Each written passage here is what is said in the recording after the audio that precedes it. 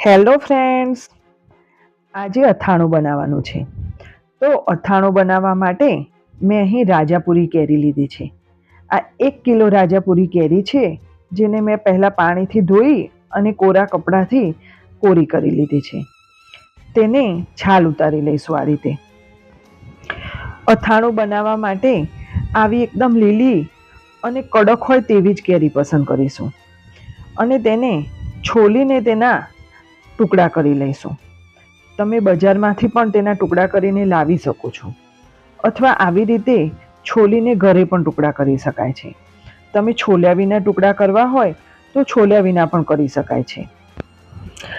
તો હું અહીં કેરીને પહેલાં 2 બાજુથી કટ કરી લઈશ અને પછી તેની સાઈડનો ભાગ છે તે પણ કટ કરી લઈશું. આ રીતે બધી જ કેરીને પહેલાં કાપી લઈશું અને તેના મોટા મોટા ટુકડા કરી લઈશું.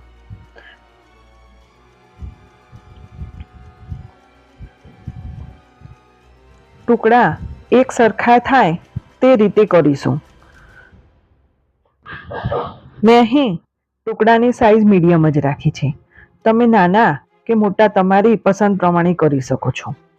તો બધા જ ટુકડાને એક તપેલીમાં ટ્રાન્સફર કરી લઈશું અને તેની અંદર 1 ચમચી હળદર અને 2 ચમચી મીઠું એડ કરીશું. અહીં જે મીઠું છે તે સફેદ સાદું મીઠું આવે છે તેનો જ ઉપયોગ કરીશું અને ટુકડાને મીઠા અને હળદરની અંદર બરોબર મિક્સ કરી લઈશું અને તેને ઢાંકીને મૂકી રાખીશું. આ ટુકડાને દિવસમાં 4 થી 5 વખત હલાવવાના અથવા આ રીતે તમે ઉછાળી પણ શકો છો અને તેને એક આખો દિવસ રહેવા દઈશું. તો કેરીના ટુકડા હળદર અને મીઠામાં અથાઈ ગયા છે. તો તેને એક ચાળણીમાં કાઢી લઈશું, જેથી તેનું બધું જ પાણી નીકળી જાય અને ટુકડાને 6 થી 8 કલાક માટે એક કપડું પાથરી તેની ઉપર ગોઠવી દઈશું.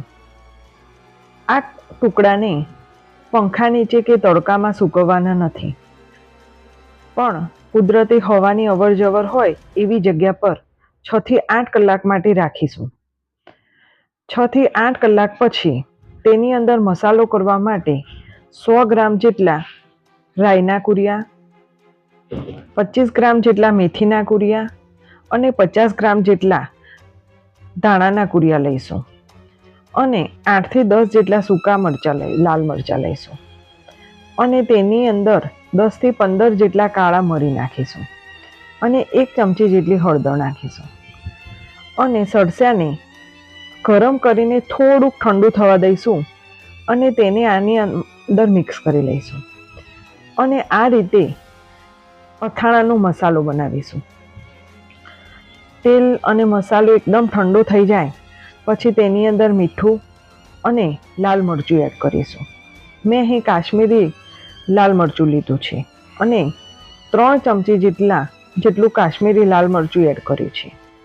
પહેલાં 2 ચમચી જેટલું નાખ્યું છે, પણ થોડું ઓછું લાગે છે એટલે બીજું 1 ચમચી જેટલું એડ કર્યું છે. આ રીતે મસાલો તૈયાર કરીશું અને તેની અંદર જે ટુકડા સૂકવ્યા હતા તે એડ કરીશું અને થોડા ખારેકના ટુકડા એડ કરીશું અને બધું જ મિક્સ કરી લઈશું. અત્યારે તેલ અડધું જ એડ કર્યું છે.